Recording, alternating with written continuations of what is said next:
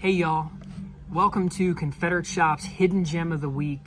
This is where we feature a book that I think you need to have on your shelf, a book you may have never heard of, something that really doesn't catch the normal viewer's eyes. This week, it's one that I know a lot about. I read this thing when I was in high school, and it was one that really captured my emotions. It's called Cultures in Conflict.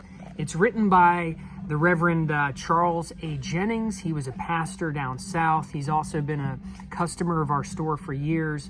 But what he did was he made an entire book dedicated to Yankee war crimes that were specifically committed against churches, seminaries, and other religious establishments down south. This is a very sad book. When you read this, you're going to get angry because of all of the blatant and wanton destruction that was totally unnecessary. This book is going to talk about grave robbings. It's going to talk about stripping churches of everything in the sanctuary so that they can use it as a horse stable. It's going to talk about burning churches, destroying seminaries, the wanton killing of people that served in these areas. Just a lot of horrible war crimes. So this is a heavy book, but it's a book that has some extremely valuable information. I always say with books that are on war crimes, books that are on crimes against Southern civilians and whatnot, this is about the only justice that these people will ever receive.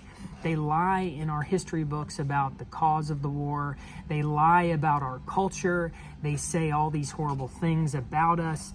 And when we start talking about what the invader did to our people and what they did to our land and what they did to our churches and seminaries and religious establishments, it's a whole nother ballgame.